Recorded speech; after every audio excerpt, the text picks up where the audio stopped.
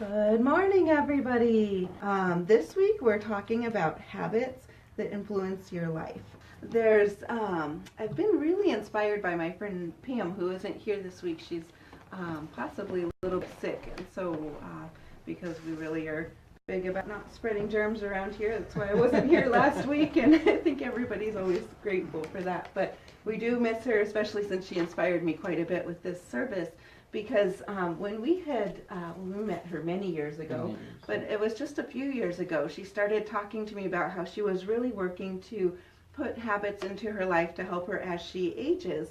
And so if you have good habits around your house and with bills and all of these different things that we have in life, there's so many different aspects of habits that we'll get into in a minute. But she really inspired me with taking a minute to look around and think, okay, what habits do I have? How can I streamline processes in the home, with my thinking, with everything in life? And once you streamline those habits, then as we age and we tend to forget things a little bit more here and there, and then those habits are just ingrained. It's a part of your pattern. It's a part of who you are, how you live life. And so I just thought that was brilliant. And she was saying about how it creates like a muscle memory, so that later, instead of like trying to figure out what did I do with my keys, the keys are always in the same spot, and it's just a habit. Because you walk in the door and you hang them right there and do all of that. Yeah, exactly. Right, exactly. Yeah, and so like even with some things like very earthly things like bill paying. So I've created a habit a couple years ago where I have the same day every month, and then that's the day that I pay bills, and so I get them all together, and then it just has streamlined that process, and now I don't forget and slip certain bills most of the time. Most of the time. For any of the monthly bills. So it just makes it so much easier. So, and it's a continual process. One of the things I really like about these services too is that it's helping me really ingrain more things and creating better habits. That's one of the things I've noticed as we do certain services. We don't talk about things unless it's something that we feel we really know well and that we've grown in ourselves to be able to teach about it. And so it's nice being able to start creating more habits. I notice myself after the different services, I'll create more habits to ingrain the lessons that we're teaching, to build them deeper and to get better with them in my own life as well. And so what habits do you have, just kind of thinking to yourselves, that you consciously create? So consciously creating habits, we have certain things like, well, if you choose to pay bills on a certain day every month, or if you choose to do the dishes after every meal versus doing, if you choose to do the dishes at the end of every night, you can pattern the habits however it works best for your lifestyle. Some people it's right after every meal. I know some people, like Jade, will do it every night before bed, and that's kind of become the routine. It's a nice way to... Used to. I know. And that's one of those things that when we lose habits, so things will feel really streamlined in life, and then we'll lose a certain habit, whether it's, something happens, you get really busy, you go out of town, or whatever it is, life happens, you start working more. Yeah, 1 minute you just decide not to do it one night, and then the next night you don't do it again, and then it happens and it snowballs. Yeah, it does. And and making bad habits are so much easier than making good habits. Right, it's so much easier. A lot of times it feels a little more simple, but then truly, how much simpler is it? It's really not, because then everything snowballs. Yeah, it's so much harder when you let the bad ones win. Yeah. It is, yeah. And then there are the... It's true. They kick my butt, man. Me too. This is a laugh of familiarity. Yeah, I think that's something we all do, at different points. And then there are certain habits that you form automatically in life too, that sometimes we don't even think about, like self-talk. How do you talk to yourself internally? Do you have negative talk? Do you talk positively to yourself? Are you lifting yourself up the way you would lift other people up, or are you hard on yourself internally? And like other automatic habits, sometimes, do you hug your significant other when they come home from the day or when they walk in? Sometimes those are just subconscious habits. And so our life really is filled with things, conscious and subconscious, that are habits and routines. And so... Well, and like we were talking about, if you're going to have a better life, if you want to make your life in the end be what you want. If you want to get what you want out of it, what that takes is making the right habits, taking those steps every day to move your life towards what it is you want. Exactly. Yeah, I mean, and you have to pick and choose. Life will be so much easier. I haven't figured out what the meaning is or why it is, but it just seems like this is part of life where every time it takes effort to build those good habits, but then it's so easy to let them slide and fall back into old ways, and it seems really strange. It's almost this cosmic law, like a life lesson. This effort all the time, yeah, and like life lesson is it's all work. Right, it does get easier, just like working out. You know, when we get into a habit of working out, we're going to the gym all the time, and we do these things, and you feel healthier. You're walking every day, and you think to yourself, "Oh my gosh, how do I ever slip from doing this? I feel better every day. I can't imagine not doing this." And then you have a couple of days where you choose something different. And then you really don't want to get up. You don't want to go out and walk that day. You don't want to go to the gym. It seems like such effort until you get there, and then you do it. Yeah. And so it's this really interesting play within us. I think it's that daily choice. I mean, that's the thing, is you have to make every day. You have to choose what your life is going to be. It's not a thing that you just go, this is what I want, and everything just kind of falls into line. You have to wake up every day and say, that is still what I want, and you still have to follow these, you still have to choose it and then go get it every day. And so every morning, the first thing I do in the mornings is I wake up, I go downstairs. Usually. Most people have a great automatic habit of waking up. So there's one. You got one right off the bed. And then I go downstairs. I make a cup of tea, I sit at the table, and I meditate. And so I've started in January, I think it was January 5th, that I started doing a candle meditation, which is a really nice way to focus. And so if you have a candle, you can use any color. Some people say you need to use white, but I get different images depending on what color I use. And so you light the candle, you stare at the candle flame for 10 minutes, you can set a timer, and then as soon as the timer goes off, then you close your eyes and retain that image of the candle in your head. This is actually going to help you increase your intuition too, because it's strengthening the mind's eye in that third eye part of your brain. And so if you're staring at it for 10 minutes, just in total quiet, try to keep your mind clear. It takes time to clear your mind, but just keep it clear. That candle will help you focus, and then start focusing on it right in that where you visualize that third eye part is. You can kind of roll your eyes up a little bit as you stare at it, and then turn the timer off at 10 minutes, and then close your eyes and hold it for another 5 minutes. I found that with my phone, if I hit the little side button to snooze the alarm, that's 5 minutes, so it works out really well to use it that way.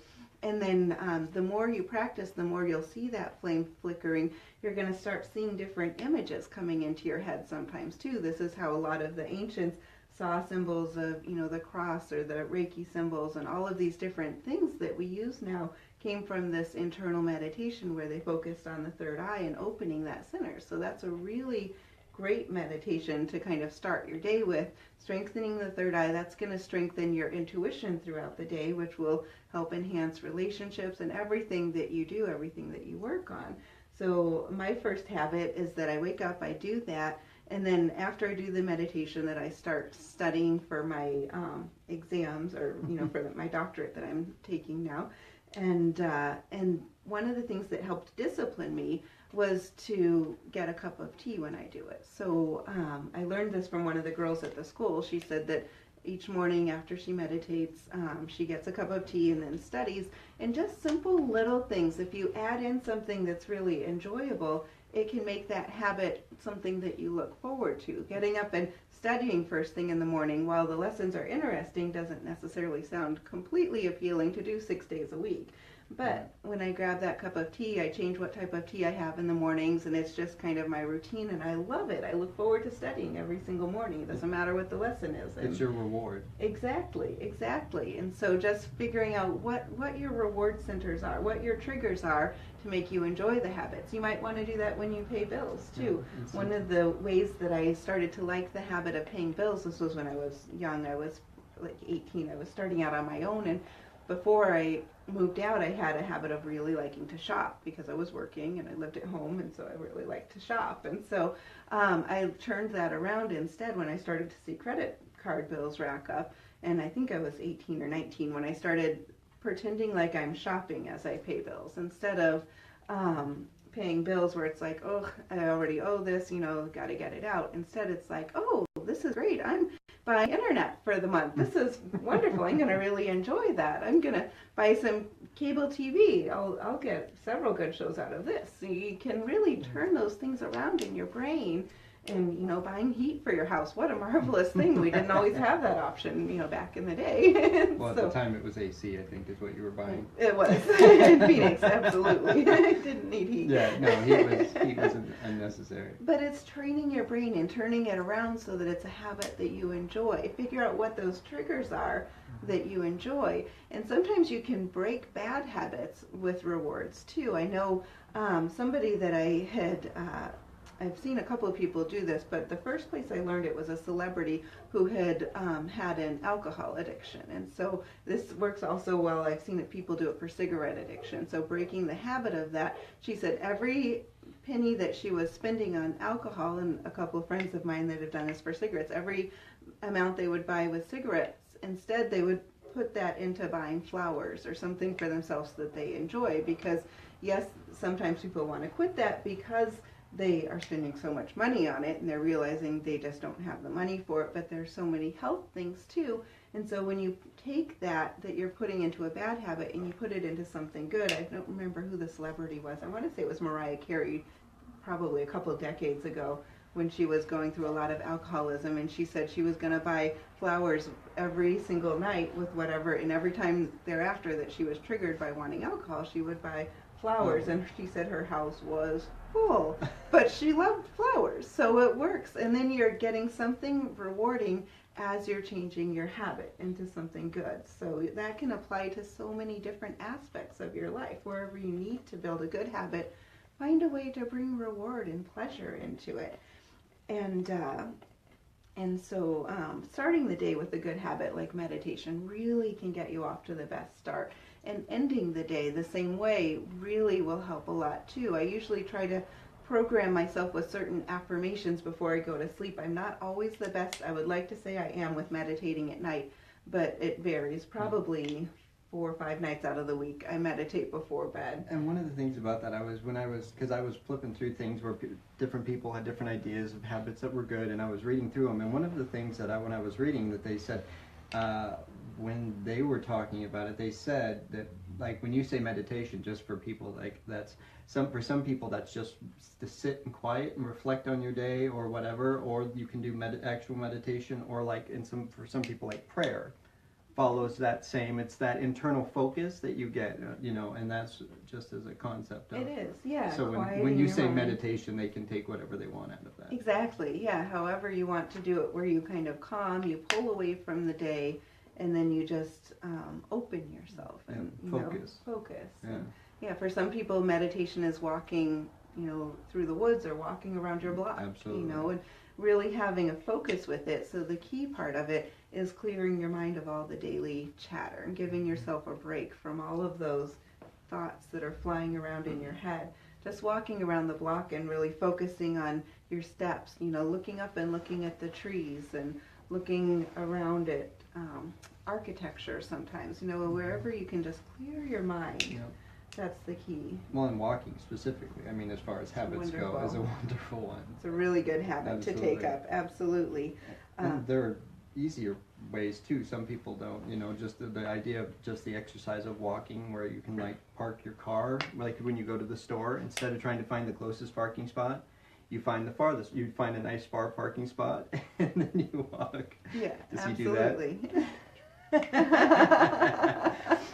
And it helps, and yeah. it's those few extra steps yeah. too, which yeah. is really good for keeping your body up, and it really makes a difference in the long run. Yeah, habits are really one of the pillars of the foundation of our lives. So when you can focus in and really take some time this week and think about what habits do you have automatically, and what habits do you create consciously, yeah. what new habits do you want to create, what do you want to change as far as habits, and it will really help carry you through as Pam says, it will help carry you through older age. And as we, getting that muscle memory, some people will talk about how they rode a bike when they were younger, and that, if you pick it up years later, that muscle memory is still there. Yeah. Well, you can build muscle memory, but you do need to keep it up with habits, and then it'll stick. It will become, Pam said that your habits will help take care of you when you need it. Exactly.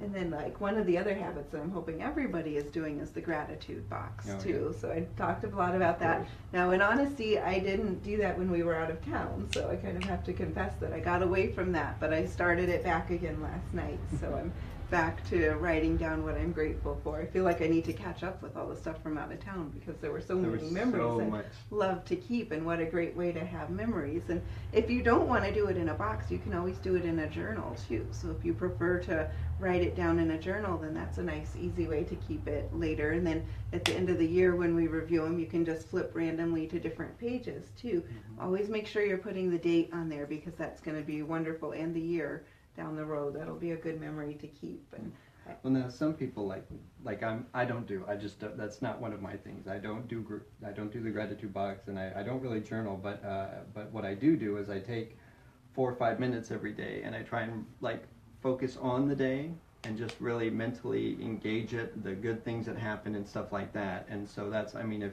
because there's some people like me that just they're not going to do it, and so but that's it's a way of you still get the mental and the emotional boost from it if you take that time once a day to do that. Yep, absolutely. Absolutely. And then one of the things I was thinking that's a good way to figure out what habits to maybe focus on, because sometimes we can get stumped a little bit on what habits to focus on, and because we gravitate towards what is easiest for us. I was pondering about us a little bit, and I tend to focus more externally. I see the whole world as a place that I want to be part of and influence and change, and JJ sees his little corner of the world as what the whole world is. That's the only world I care about. His circle really. And so it's just one of those ways we're opposite. And I've noticed that my habits that I tend to slack on are those that are closest to home. So keeping up the routines around the house and things like that, I really tend to struggle with that. But recycling to save the planet comes for second nature. Yeah, don't even have to think about it. She does it. Absolutely. And so you might want to think about, whereas he who focuses more on his close world is right on top of everything at the house, thank goodness, and and pays attention to those things that are closer to home. But I'll have to remind you to, that goes in the recycle bin. Make sure you put that in the recycle. Things like that, some of the bigger nature things. Absolutely. So think about yourself for a minute. If you are somebody who focuses on your world as those that are closest to you, those that are close to home, things that are in your home, are you somebody who's more comfortable at home? Do you get recharged being at home, or do you get recharged being out in a group of people or traveling or out and about?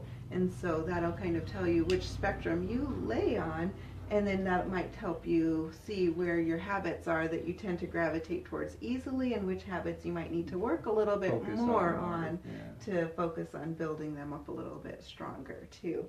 And there's so many different types of habits too. Yep. There's emotional habits is one of them that is a really interesting thought.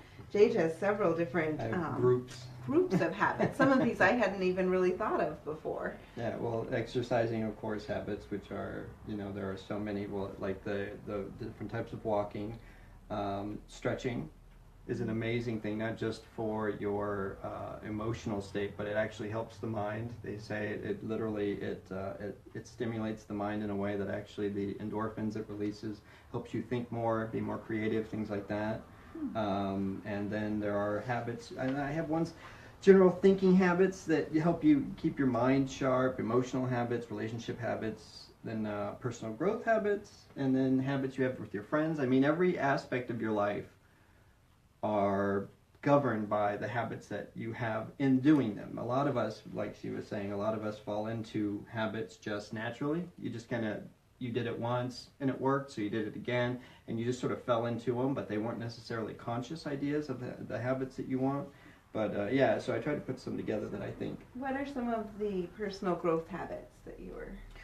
Well, let's see. There's you can do taking 30 minutes every day and working towards, if you have picked out your life passion, what you think your whole passion you want to do in your life is, take 30 minutes a day and do something that moves your life towards that passion. So, you know, like if you are in a job that you don't necessarily want to spend your entire life in, and you want to pick a new one, so you need to either, you know, the education that goes with it, the habits that go with it, if you need specific, you know, if you have to buy things that go with that passion, you know, the tools that go with it, you can do things like that. Make a list. Oh, I like this one. So making a list of assumptions that you hold to be true, whether they're people, politics, religion, society-based, things like that. And if you take a few minutes each day and challenge what you think this is absolutely true, find a way to challenge it, kind of play devil's advocate, and then research the contrary to what you believe to be true, and see if you can find the contrary thing, and really force yourself to look at the world from kind of both sides, giving yourself a neutral stance on things would really, you know, because I think we, especially in today's society of media and everything, is so tailored to a specific viewpoint. You know, if you have this viewpoint, I go to this news. If I want this viewpoint, I go to this news. But there's no real neutrality in the world as much. People need to think for themselves a lot more. Yep. If you research those contrary opinions, then that is a really great way to expand in personal growth. Right. I've actually been studying that this week in one of my classes. Oh, nice. I didn't mention that to you. No, you didn't. Let's see. I don't like that one. Clear out distractions when you're focusing. I think a lot of us were so used to being bombarded with phones and TV and stuff on a daily basis that we actually use that, or like leave the TV on in the background when you're doing something, when you're trying to meditate or whatever. I don't think you've ever done that, have you? But turning those things off, shutting that down, muting your phone, things like that during those times. Finding ways, incentives for reaching your goals. Once you set your goals, create incentives that you do on a regular basis. When I do this, I get this. And that in and of itself, the habit of rewarding yourself when you reach goals is a really great way to push yourself forward and expand that personal growth. Make a list. Now this one I thought was very thoughtful. Make a list of skills that you don't know. Anything from, it could be like changing tires or sewing, or like for me, welding. I always want to learn how to weld. Baking, which you're very good at. But you find one of those things that you don't know how to do, and you learn how to do it, and expand your repertoire of what you know in this world. And I think growing that way is taking that as a habit of learning every week, every month. Absolutely. One of the things I like a lot that you mentioned last night was figuring out what habits will get you towards something on your bucket list. A lot of people have a bucket list now. So pick one of those things that's on your list and figure out what you would need to do to get there. And, you know, what habits can you create in your life right now that will lend you to the steps to getting to that bucket list item, because it's not going to happen unless you start to prepare and you make a list of how to do it. Yeah. But what habits can you create that will get you closer? You know, if it's traveling to a foreign country, maybe it's learning a foreign language, which means you need to sit down for 15 minutes a day and study, or as you're driving in the car, you have the foreign language tape playing. Tape. Right, yeah. Right. And so what habits can you do that will get you towards one of those bucket list items? And then also that's going to have your mind thinking about the bucket list item, which will then be putting that out. You'll be sending out those telepathic vibrations into the atmosphere saying that you're claiming this as yours, which is then going to bring that into your life. And you're building it on those ethereal levels, which is going to start manifesting it physically. So the more you focus on it, the more you start building habits around getting you to those goals, the more it's going to come out in your life. Yeah.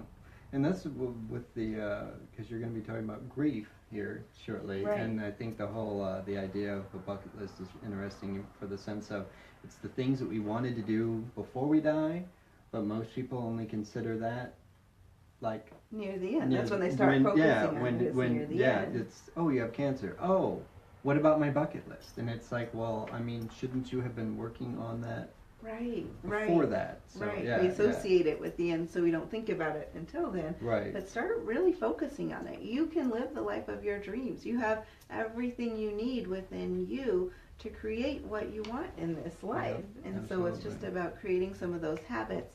A friend of mine set the goal last year to be debt-free by July 4th this year. And she said, I have no idea how it's going to happen. I don't know.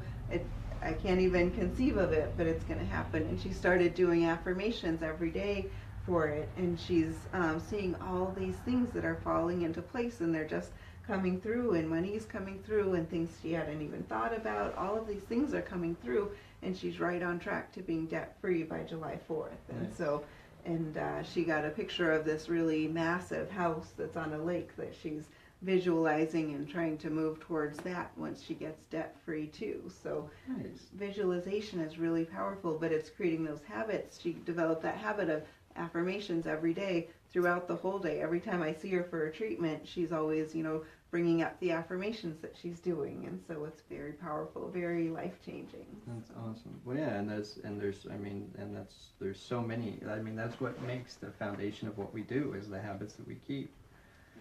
Mm-hmm. What would you like for the next one? How about thinking habits? I know those are really interesting, learning how to create habits when you think. Some of us just do that automatically. We kind of go through the process. We're ingrained when we're in school to have certain habits to learn and study, but how can we develop habits of just thinking? Different thinking habits.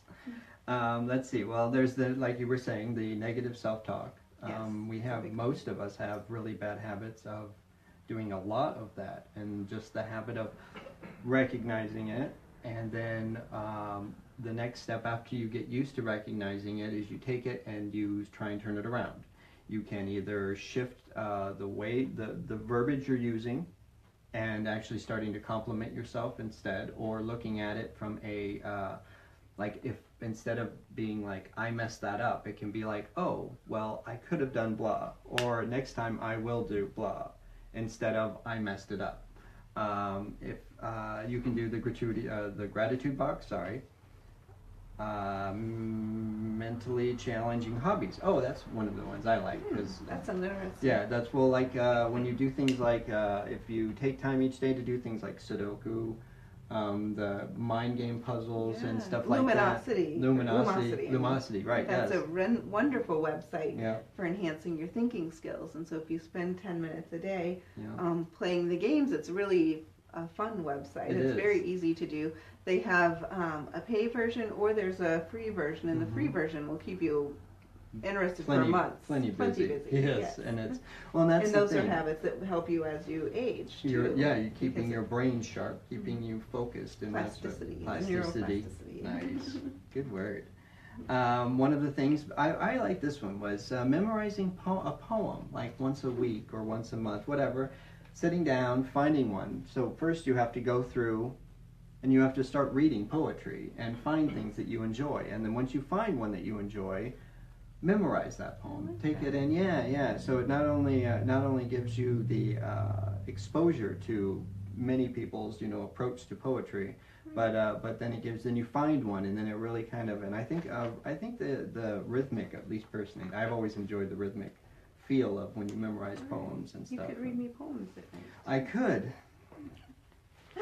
So much. You could learn and memorize prayers too. Absolutely. Prayers would be a good, if you have like a prayer book kind of a thing. Mm-hmm. Yeah. Do you have one of those? Do you really? Nice. And you could even, going along with that, you could use your Raksha beads or your lotus beads and do it, as you hold each bead. Think of if it's a shorter poem, or the prayer beads that I wear. And right, yeah. And you I didn't know that's what they were called. Say it with each one as you go around, just like you do with affirmations. You can hold the bead and then go around with the prayer or the poem. So you're putting a physical routine with the mental poem that you're memorizing. Right, which then sinks it into you. Oh, interesting. More. I like it. Yeah. And then this is where I had actually the bucket list thing.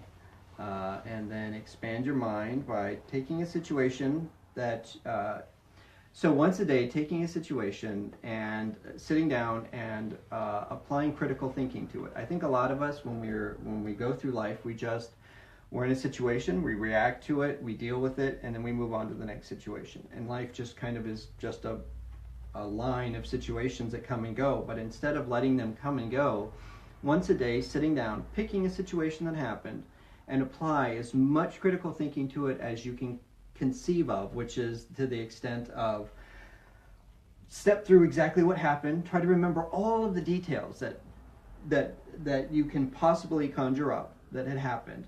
After you take that, you think about what had happened, and then you try to come up with all of the possible other outcomes that could have, different conversations that could have been had, different physical reactions that could have been had, and different points that you hadn't thought of necessarily happening, adding people into the situation if you want, things like that. Try and apply one moment of critical thinking to, or critical thinking to one moment of your life each day. And it really expands your grasp of the possibilities in life, and expands your thinking process, because you really have to, it uses your memory, your creative side, everything that your brain, it really pushes it to its extent. So absolutely.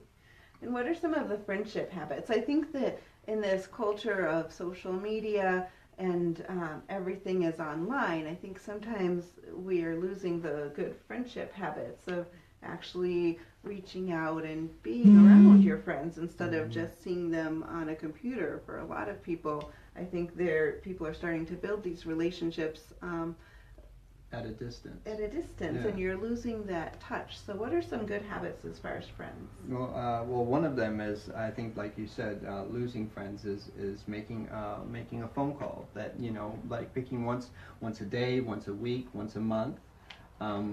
Calling friends that you haven't talked to in a while. Sometimes if you have friends that you really enjoy seeing, but you're like, I really should contact them, and then you go on with your life. And then if you make a list of all of those people, and then you pick a day each month, and you write, or once a week even, or once a week or whatever. But I mean, if you have a large list of friends, like some people. You can add that to the list of, what day am I going to call them, and then actually make a phone call each, and that way, check in, see how they're doing, and that reaching out really makes a difference. Tell your friends how much you appreciate them on a regular basis. I'm very happy in the fact that I think all of my friends tell me on a regular basis how much they appreciate me, and I've always thought that was very amazing. Actually, they do. I thought it was awesome. And working on active listening when you're with your friends. Actually quiet your mind and just let them speak and listen to what they're saying and just taking it in, instead of having the and then thinking of what you're going to say as they're finishing what they're saying. And so that's and the relationship ones that also kind of go with that. We have, this is a little different. That's more for personal, as far as relationship wise, it doesn't. It's important to have good relationship habits too, absolutely. Because you don't want to neglect the person. Some people will tend to, over the years, take advantage of assuming that person is always just with them and that they understand and what you're thinking and how much you appreciate them. But it's important to have good habits as far as the person who's most significant in your life. So absolutely. Having habits and one of the things that I don't know if anybody's ever really paid attention, we have a holiday almost every month, pretty much. I noticed that when I was putting together a school calendar way back when. It was an online school, and so I was putting the calendar together, and almost every month there's some holiday. And so if as a holiday finishes, if you start thinking immediately after about the next holiday coming up, you can think about the gifts to give them, or what you're going to do together, and what that does is it creates you have time to do something actually special. You have time to plan it, you have time to put it together, and it really shows that you care about that person that that you're with.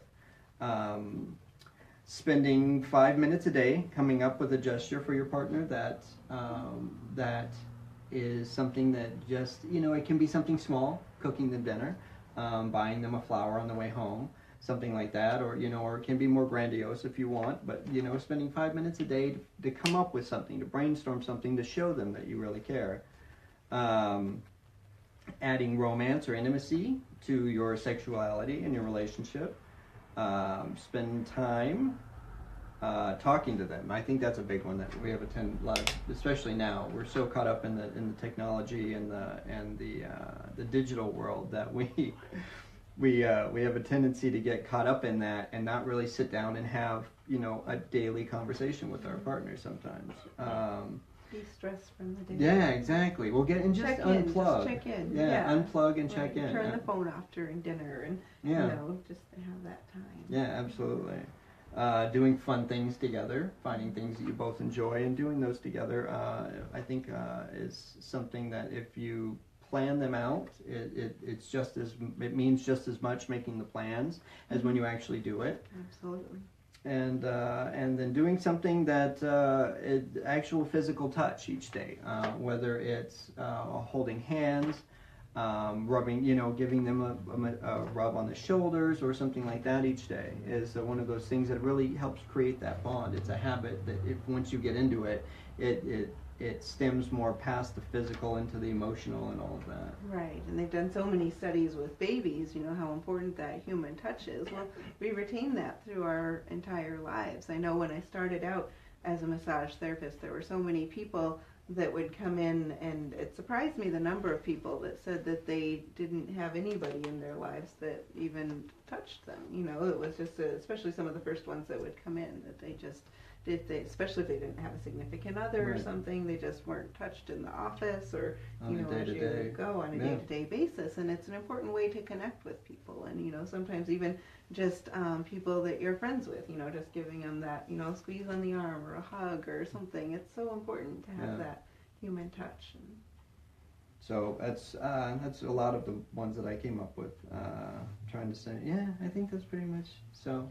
Yeah, and there are so many different, if you're looking for help with certain habits, there's different apps for everything now, it seems. There's an app for that. Yeah, for helping you if you need help with cleaning your house, getting habits with that. The Fly Girl website is really good for that too. And there are a lot of different habits that we can create, and a lot of it is just that initiation, just starting, just like with exercise. I think that's one of the biggest ones that people really recognize. It's that starting, that initiation that is the hardest part. So recognize, maybe write out a list or think it up in your head of where you can maybe benefit from having better habits. Do you always lose your keys? Well, maybe you can hang a hook by the door and develop a habit of always having your keys in that same spot, or doing the dishes. If that's a challenge, then figure out a way to make it more enjoyable. Maybe it can be the last thing you do before you go to bed, and you just kind of take that time to think about the day, de-stress, clearing it out of your brain. It can almost be,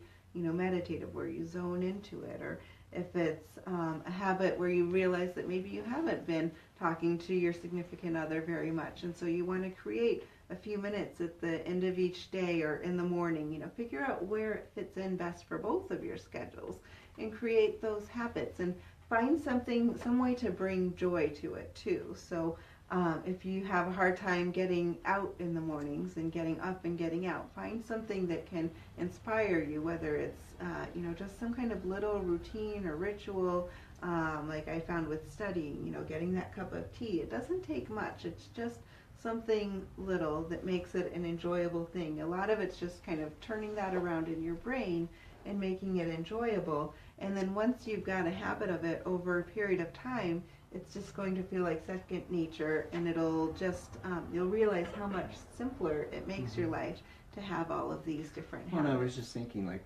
specifically getting out the door. One of the things that you can do is when you go out, most of us go out and we hop in the car. And you can go out, you can get in the car, start the car, turn everything off, and you can take your 5 minutes. In the car. In the car, Absolutely. In the quiet, when you're there, and then you're whether you're in a garage or not or whatever, but you have that, you're in that bubble where you can actually get that quiet, get that focus. And if you enjoy doing that after you do that for a little while, just going out to be in that silence in the mornings can be its own reward. Absolutely, absolutely. It's those little things that make life enjoyable. And it's those little things, taking the time, recognizing, thinking about those little things, living consciously. That's what really can inspire us and bring us into a life where we have good habits, where we feel like we're sustaining ourselves at, whether you're young or you're getting older, either way, having good habits is one of those pillars that's the foundation in our life, one of the pillars of the foundation of our life. Absolutely. And so I encourage you all to think about that this week, consciously and unconsciously. Where can you maybe make some improvements? And we can always get better. Absolutely.